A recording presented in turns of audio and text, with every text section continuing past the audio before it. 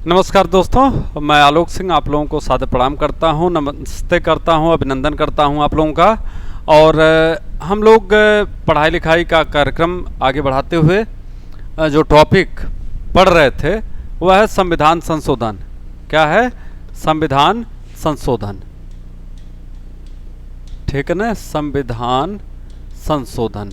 तो संविधान संशोधन के अंतर्गत या कॉन्स्टिट्यूशनल अमेंडमेंट के अंतर्गत अगर हम देखें तो कल आपको 64 तक पढ़ा दिया गया था।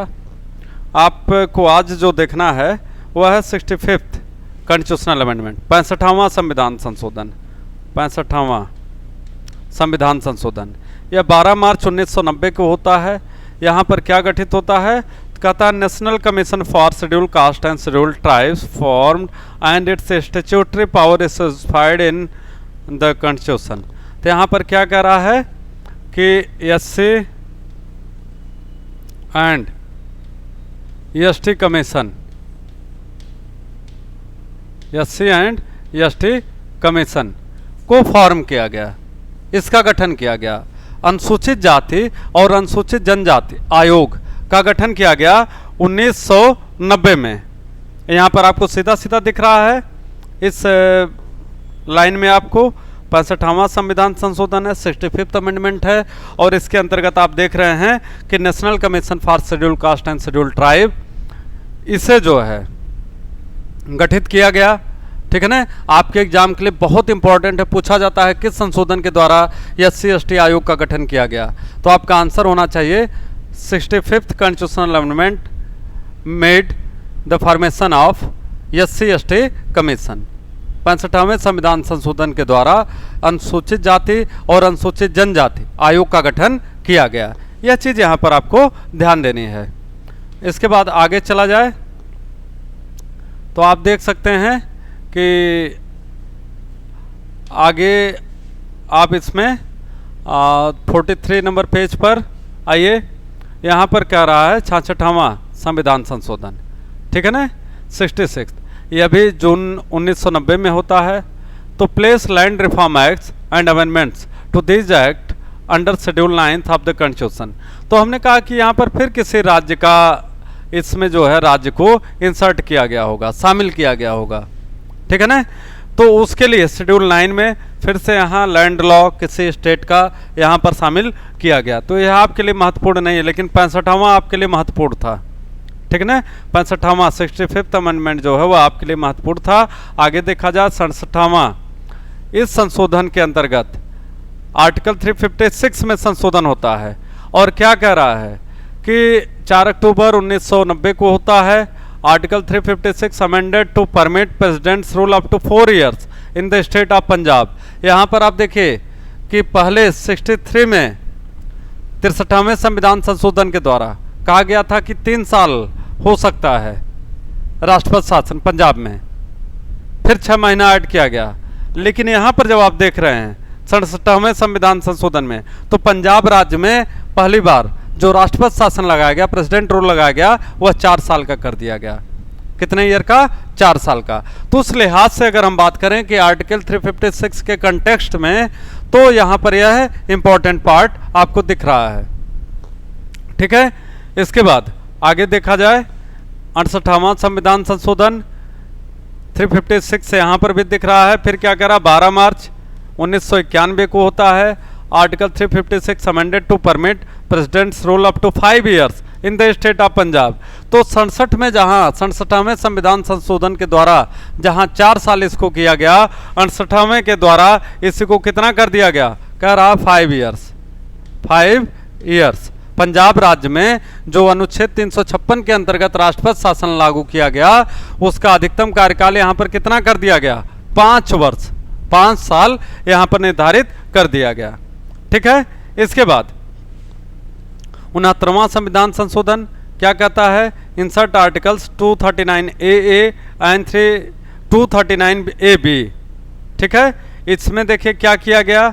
तो आप जानते हैं कि दिल्ली से जुड़ा हुआ यह संशोधन है। किससे? दिल्ली से।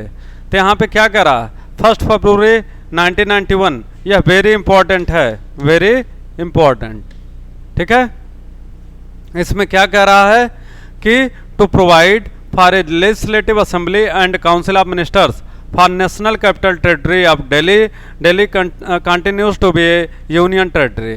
तो दिल्ली को कह रहा है कि दिल्ली जो है यह यूटी बना रहेगा, यूटी बना रहेगा, लेकिन दिल्ली में जो है क्या किया गया, तो कहता है कि यहाँ पर विधानसभा का गठन किया गया, विधानसभा का गठन किया गया, और इस विधानसभा में लेजिस्लेटिव असेंबली की बात कर रहे हैं, एक मंत्रिपरिषद का भी गठन किया गया। काउंसिल ऑफ मिनिस्टर आप सब देख रहे हैं, मंत्री परिषद का भी गठन किया गया। ठीक है, मंत्री परिषद का गठन यहाँ पर किया गया। तो यह चीज आप देखिए बहुत महत्वपूर्ण है आपके लिए। 69वां और 17वां, 69वां और 70 जो संविधान संशोधन है, तो यह दोनों आपके लिए बड़े महत्वपूर्ण हैं। तो किस संशोधन के द्वारा दिल्ली में विधानसभा का गठन किया गया? दिल्ली संघ शासित प्रदेश में आपका आंसर होगा 69वां, 69th कॉन्स्टिट्यूशनल अमेंडमेंट। फिर मंत्रिपरिषद का भी गठन उसी के द्वारा किया गया 69वें संविधान संशोधन में, और दिल्ली को कह रहा है कि दिल्ली संघ शासित प्रदेश या केंद्र शासित प्रदेश का दर्जा स्थापित किए रहा, बनाए रखा। ठीक है ना, यह चीज यहां पर दी गई है। उसमें प्राइम मिनिस्टर कौन थे इंडिया के? पीवी नरसिम्हा राव साहब, पीवी नरसिम्हा राव साहब इंडिया के प्राइम मिनिस्टर थे। आगे देखा जाए तो यहां पर क्या कह रहा है कि 17वें में अमेंड आर्टिकल 54 एंड 239 AA। तो क्या कह रहा है? 21 दिसंबर 1991 को होता है, include national capital territory of Delhi and union territory of Pondicherry in electoral college of president election. तो राष्ट्रपति चुनाव में यहां पर कह रहा है कि राष्ट्रपति चुनाव में, राष्ट्रपति के चुनाव में दिल्ली एवं पांडिचेरी संघ शासित प्रदेश को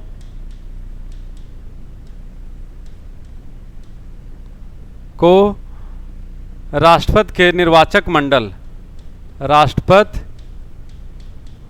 के निर्वाचक मंडल में शामिल किया गया, में शामिल किया गया। ठीक है, तो आपने देखा कि 69 में दिल्ली में विधानसभा का गठन किया गया, और 17वें संविधान संशोधन के द्वारा 78th कॉन्स्टिट्यूशनल अमेंडमेंट जो है, संशोधन जो है, उसके अंतर्गत क्या उपबंध किया गया? कह रहा है कि दिल्ली एवं पांडिचेरी जो संघ शासित प्रदेश थे, यूनियन टेरिटरीज थे, इन दोनों राज्यों में आप देखिए यहाँ सीधे सीधे क्या कह रहा है कि एक निर्वाचक मंडल, इनको निर्वाचक मंडल में शामिल किया गया। कहाँ? राष्ट्रपति के निर्वाचक मंडल में इनको शामिल किया गया। यह उपबंध यहाँ पर है। तो 69वां संविधान संशोधन और 17वां संविधान संशोधन 69th और 78th, तो यह दोनों आपके लिए महत्वपूर्ण हैं। ठीक है ना, इसको आपको ध्यान देना है, बहुत पूछा जाता है। आगे देखा जाए तो 71वां संविधान संशोधन किससे जुड़ा हुआ है? तो कह रहा है कि अमेंड शेड्यूल 8 8वें अनुसूची में संशोधन होता है। कुछ भाषाएं यहाँ पर जोड़ी जाती हैं 1992 के अंतर्गत। कौन कौन सी भाषाएं जोड़ी गई 8वें अनुसूची में? कोंकणी, मणिपुरी और नेपाली एज ऑफिशियल लैंग्वेज। तो 3 8वीं अनुसूची में, 8वीं अनुसूची में क्या क्या जोड़ा गया? कोंकणी,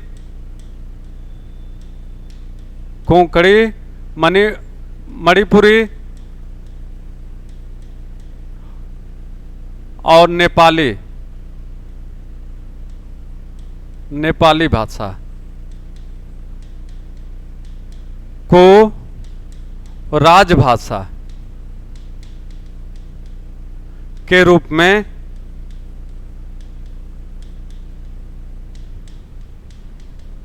घोषित किया गया या शामिल किया गया। ठीक है ना। तो कहता है Konkani, Manipuri and Nepali was inserted in schedule 8th of the Indian constitution and declared as official language of India. ठीक है। तो यह चीज यहाँ पर इसको देखेंगे 71वें संविधान संशोधन के द्वारा 1992 में इसको शामिल किया गया। तो आप देखिए, इसलिए आज वर्तमान में 8वीं अनुसूची में कितनी भाषाएं हैं, तो कहता है 22। टोटल कितनी भाषाएं हैं, 22। ठीक है। तो उस समय यह 3 भाषाएं जो है 71वें संविधान संशोधन के द्वारा इसको शामिल की गई थी। तो हमें उम्मीद है कि आप लोग इसको समझ रहे होंगे। तो अपना कमेंट जरूर लिखिएगा वीडियो देखने के बाद। आप लोग इसको लाइक भी करिएगा, शेयर भी करिएगा और सब्सक्राइब भी करिएगा, यह रिक्वेस्ट है। और साथ ही साथ अब आगे थोड़ा देखा जाए 72वां संविधान संशोधन, अमेंड आर्टिकल 332 5 दिसंबर 1992 को होता है। क्या कहता है, provide reservation to schedule tribes in Tripura state legislative assembly. तो क्या कहता है कि 72वें संविधान संशोधन के द्वारा संविधान संशोधन के द्वारा यहां पर देखिए त्रिपुरा राज्य में त्रिपुरा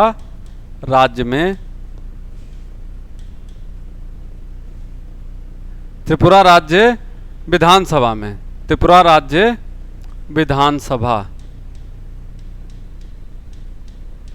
विधानसभा में एसटी को आरक्षण प्रदान किया गया।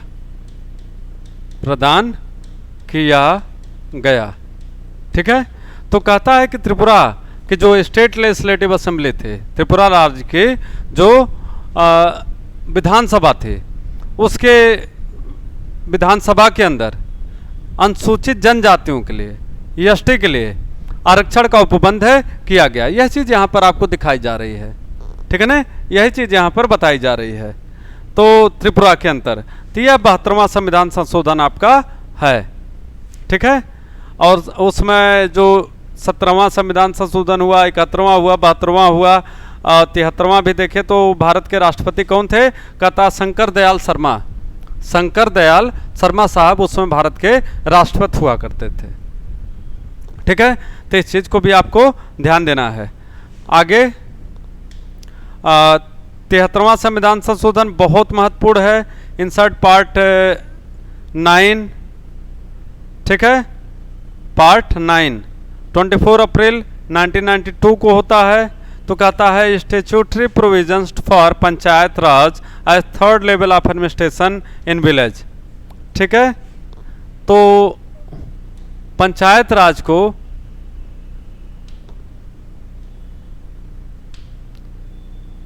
पंचायती राज व्यवस्था को संवैधानिक दर्जा प्रदान किया गया। संवैधानिक दर्जा प्रदान किया गया।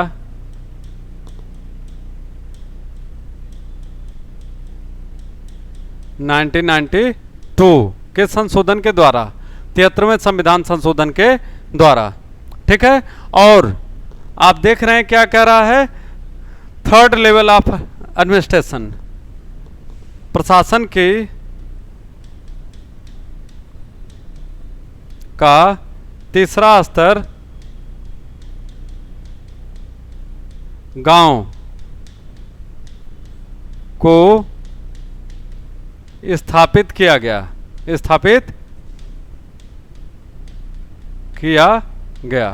ठीक है ना। तो गांव को प्रशासन की तीसरी लेयर जो है स्थापित की गई यहाँ पर इस संविधान संशोधन के द्वारा। ठीक है। तो इस चीज को यहाँ पर आपको ध्यान देना है।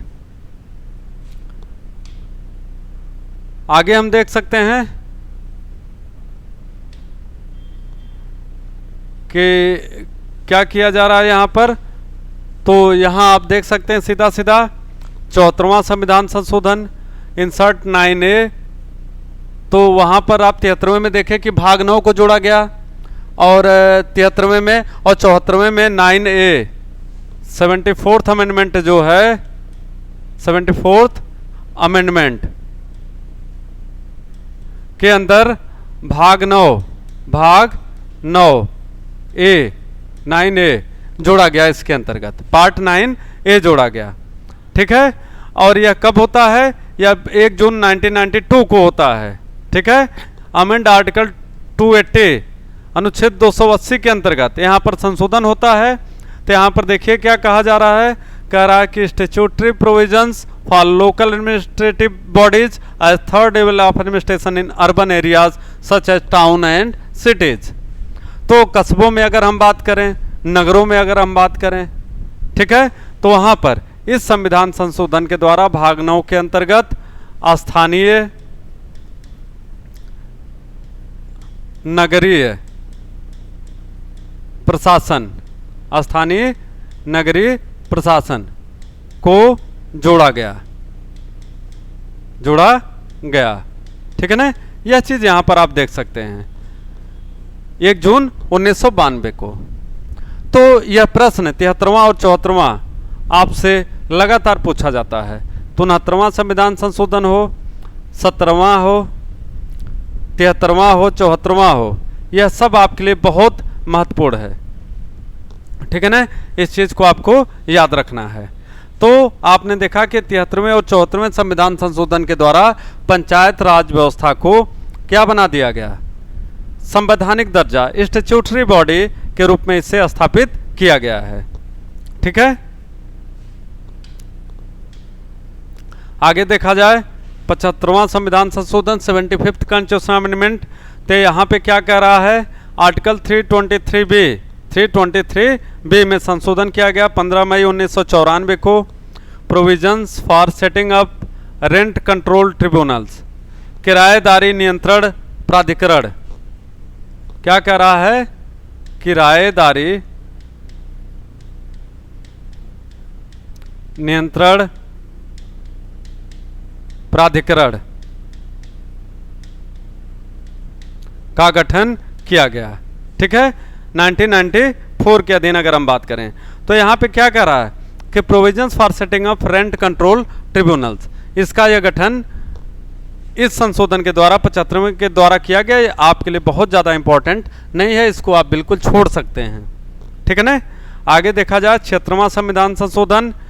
यहाँ पे क्या कह रहा है? 31 अगस्त 1994 को होता है। तो कहता है enable continuance of 69% reservation in Tamil Nadu by including the relevant Tamil Nadu act under 9th schedule of the constitution. ठीक है, तो यहाँ पर आप देख रहे हैं कि तमिलनाडु राज्य में आरक्षण 69% तक दिया जाने लगा। कितने परसेंट? 69%। तो यहाँ पर कह रहा है enable continuance of 69% reservation in Tamil Nadu bye including the relevant Tamil Nadu act under 9th schedule of the constitution. तो संविधान के 9वीं अनुसूची के अंतर्गत तमिलनाडु राज्य के लिए एक विशेष अधिनियम बनाते हुए यहाँ पर इस राज्य में जो आरक्षण दिया गया वह 69% तक, 69% तक जो है यहाँ पर दिया जा रहा है। तो उस चीज़ को यहाँ पर जस्टिफाई किया गया इसके माध्यम से। ठीक है ना, इसके माध्यम से कह रहा है कि इस चीज़ को यहाँ पर प्रमाणित किया गया, जस्टिफाई किया गया कि जो 69% आरक्षण, आप नियम सुनते हैं ना कि 50% से ज़्यादा नहीं होना चाहिए। आरक्षण की जो अधिकतम सीमा निर्धारित की गई है केंद्र के द्वारा वो 50% है, लेकिन यहाँ पर आप देख रहे हैं कि 69%, मतलब लगभग 19% और ज़्यादा अन्य राज्यों से वहाँ पर दिया जा रहा। तो इसके लिए एक नियम यह भी है कि राज्य अगर चाहे तो वहाँ के जनसंख्या के हिसाब से आरक्षण को घटा या बढ़ा सकता है। ठीक है ना, तो यह चीज जो है तमिलनाडु राज्य में की गई और इसको जस्टिफाई भी किया गया, एक अधिनियम के द्वारा इसको यहाँ स्थापित किया गया। तो यह चीज भी आपको ध्यान देनी है। आगे देखा जाए पेज नंबर 46 जो बात बता रहा है 77th अमेंडमेंट आर्टिकल 16 17 जून 1995 को होता है। क्या कह रहा है, a technical amendment to protect reservation to एससीज and STs employees in promotions. ठीक है, a technical amendment to protect reservation to एससीज and STs employees in promotion. तो कह रहा है कि प्रमोशन में एससी और एसटी वर्ग को आरक्षण प्रदान किया जाने लगा, प्रदान किया जाने लगा। ठीक है ना, यह चीज यहां पर दी गई है। तो reservation in promotion, reservation in promotion, तो प्रमोशन में भी आरक्षण की व्यवस्था की गई। वह कौन सा संविधान संशोधन है जिसके द्वारा अनुसूचित जाति और अनुसूचित जनजाति को आरक्षण में, प्रमोशन में आरक्षण दिया जाने लगा?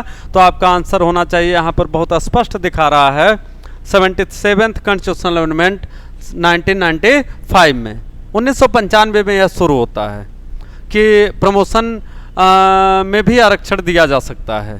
ठीक है, तो यह उससे जुड़ा हुआ है।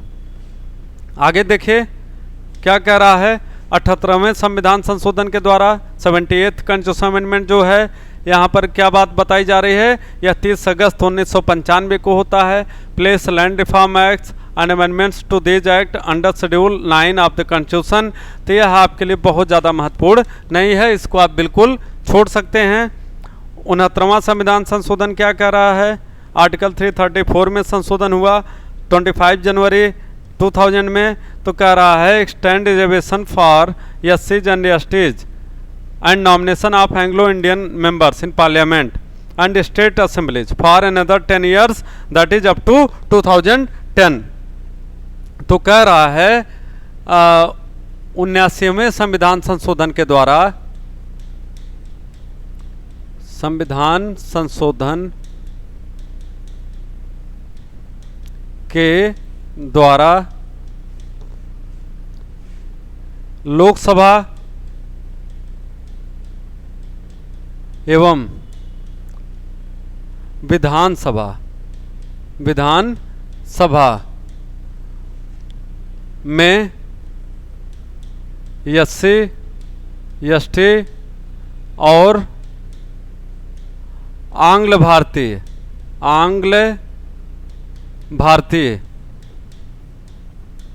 समुदाय को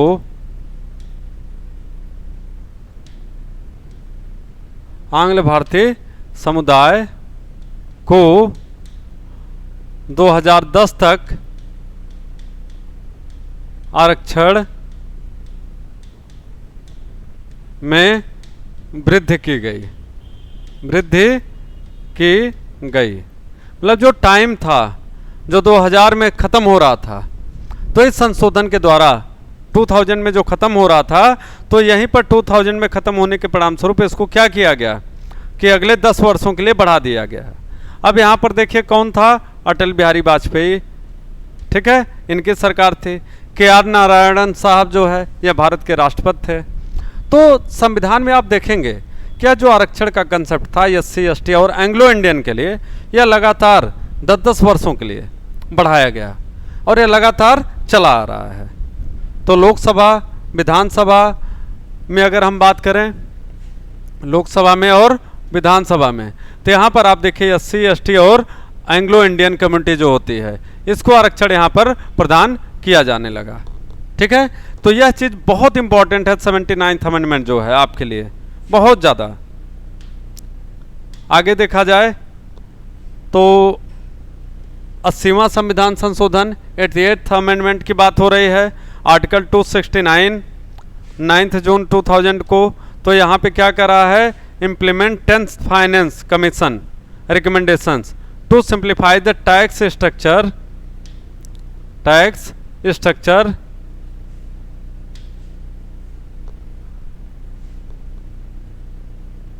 यहाँ पर आप थोड़ा सा पीछे इसको देखें, क्या कर रहा है, pooling and sharing all taxes between states and the centre. तो आर्टिकल 270 भी यहाँ पर काफ़ी प्रभावित हुआ इससे, और आर्टिकल 272 को यहाँ पे क्या किया गया, इसको यहाँ पर रिमूव किया गया, इसको यहाँ पर रिमूव कर दिया गया। ठीक है, तो टैक्स को लेकर के जो एक नियम था वह यहाँ पर इस संशोधन के द्वारा इसको समाप्त किया गया। ठीक है, तो उसमें बदलाव किया गया जो टैक्स लॉ था। तो आगे थोड़ा सा इसको देखिए, 81वें संविधान संशोधन में क्या प्रोविजन बता रहा है। आर्टिकल 16 जो आप देखते हैं कि फंडामेंटल राइट्स में है, अवसर की समानता, इक्वलिटी ऑफ अपॉर्चुनिटी के बाद जो बता रहा है आर्टिकल 16, वहां पर यह संशोधन हुआ 9 जून 2000 को। तो यहाँ पर क्या कह रहा, प्रोटेक्ट एससीज and ST reservation in filling backlog of vacancies. तो 81वें संविधान संशोधन के द्वारा अगर आप देखें संविधान संशोधन